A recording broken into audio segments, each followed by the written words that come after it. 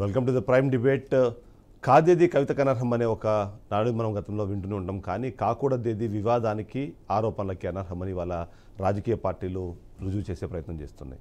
అందులో కీలకంగా చూస్తే ఎప్పటికప్పుడు రెండు పార్టీలు, ఓవైపు వైసీపీ మరోవైపు టీడీపీ పార్టీలు ఆరోపణలు ప్రత్యారోపణలు చేసుకుంటూనే ఉన్నాయి. మొన్నటికి మొన్న వరదలు వస్తే బుడమేరు పాపం మీదంటూ రెండు పార్టీలు మాట్లాడుకున్నాయి. ఆ తర్వాత ప్రకాశం బ్యారేజీని కూల్చి 1,00,000 మందిని చంపేందుకు కుట్ర జరిగిందంటూ జరిగిన కమెంట్స్ కూడా విన్నాం.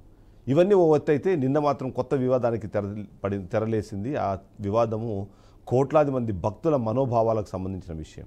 అందులో నిజమెంత అబద్ధమెంత అన్నది ఆ తర్వాత కాలమే నిర్ణయిస్తుంది. కానీ అంతలోపు ఈ వచ్చిన స్టేట్మెంట్ మాత్రం ఖచ్చితంగా వెంకటేశ్వర స్వామి భక్తులను, ముఖ్యంగా తిరుపతికి వెళ్ళే భక్తులను ఒక ఇరకాటంలో పడేసిన పరిస్థితి మనకు కనిపిస్తుంది. ఎందుకంటే అందులో భాగంగా ఆ వివాదానికి తెరతీసింది స్వయాన ఆంధ్రప్రదేశ్ ముఖ్యమంత్రి చంద్రబాబు నాయుడు.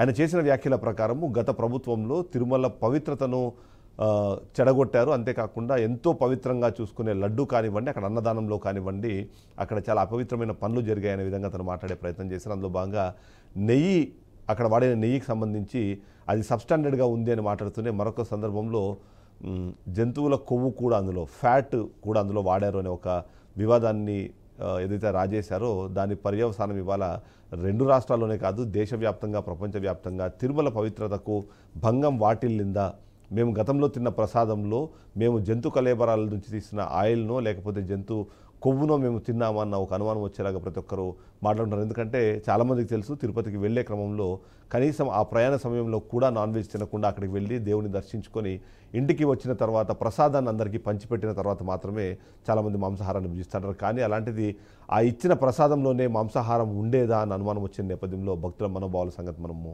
ఆలోచించిన అవసరం కనిపిస్తోంది. ఈ మొత్తం వివాదానికి కారణమైన చంద్రబాబు నాయుడు మాటలను ఒకసారి మనం విందాము. ఆ తర్వాత దీనికి సంబంధించి ఇప్పటికే వైసీపీ నాయకులు రెస్పాండ్ అవుతున్నారు. ఆ తర్వాత ఏం జరిగిందని కూడా ఒకసారి మనం చూద్దాం. మొదటగా చంద్రబాబు నాయుడు ఏం మాట్లాడారో ఒకసారి చూద్దాం. లడ్డు కూడా నాసి రకం, నాకైతే ఆశ్చర్యం వేస్తుంది. ఎన్ని కంప్లైంట్ చేసినా కడాన వెంకటేశ్వర స్వామి పవిత్రతను దెబ్బతీశారు.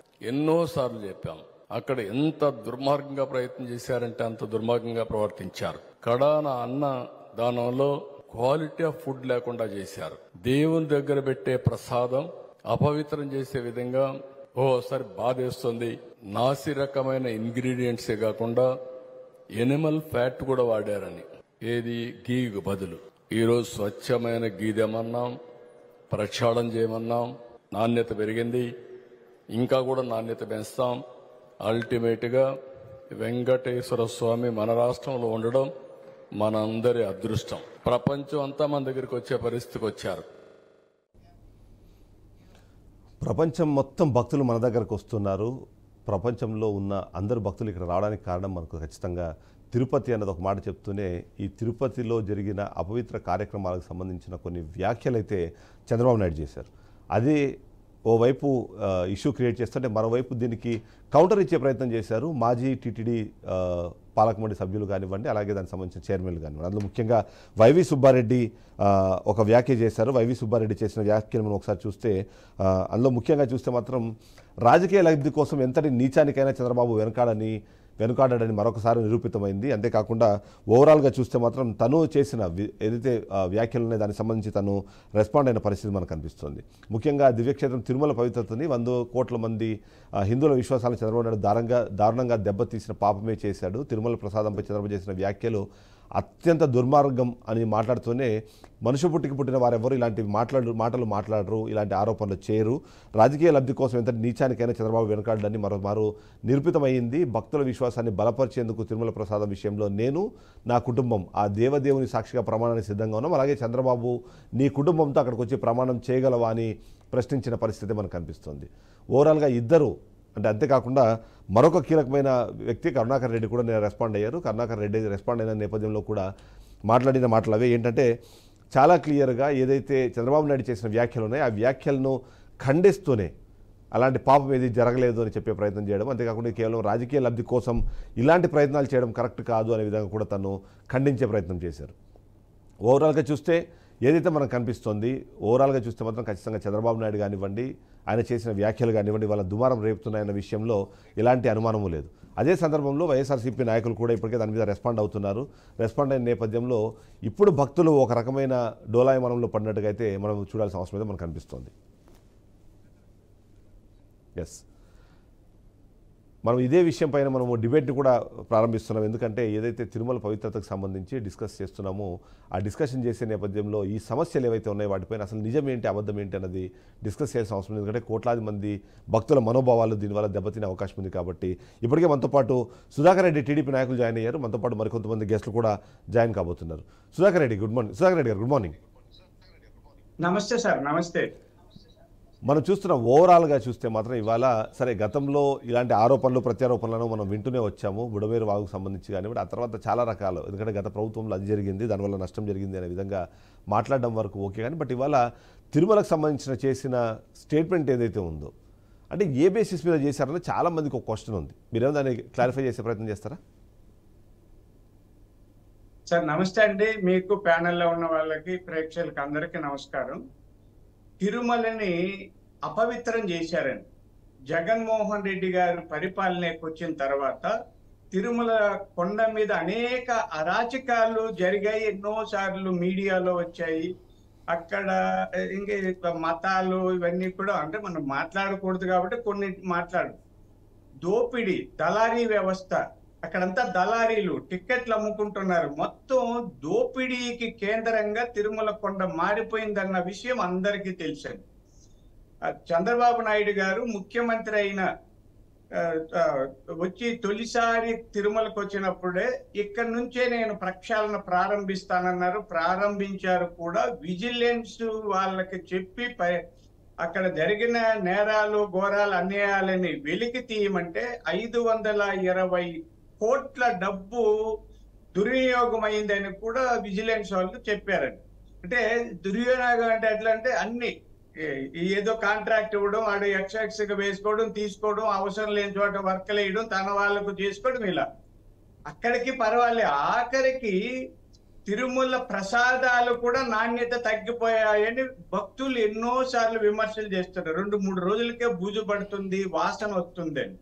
అలాగే అన్నదానం సత్రంలో ఆ అన్నదానం కూడా అన్నం పెడితే సరిగా ఉడకని మెతుకులు లేదా బాలేదు, ఎక్కడో కొన్ని సంక్షేమ హాస్టల్లో పెడుతుంటారు, అలా పెడుతున్నారు. ఇవన్నీ విమర్శలు వచ్చాయి. ఇవన్నీ వచ్చిన తర్వాత చంద్రబాబు నాయుడు గారు అన్ని చూశారు. ఆఖరికి చంద్రబాబు నాయుడు గారికి చేరిన సమాచారం ఏమంటే గతంలో లడ్డూల్లో ప్యూర్గా అంటే స్వచ్ఛమైన నెయ్యికి బదులు కల్తీ నెయ్యి, అది కూడా జంతువుల నుంచి తీసిన పదార్థాలు కలిపారు. అంటే ఇక్కడ మీరు చాలా మంది అండి హైదరాబాద్ బిర్యానీలు అక్కడక్కడ కూడా ఆరోపణలు వస్తుంటాయి.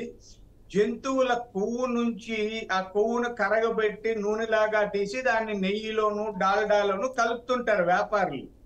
ఇక్కడ అప్పటి టిటిడి చైర్మన్ లేకపోతే ఇంకొకరికి తెలిసి జరిగిందా, అధికారులు చేశారా, ఎవరు చేశారా అనేది తేలాల్సి ఉందండి.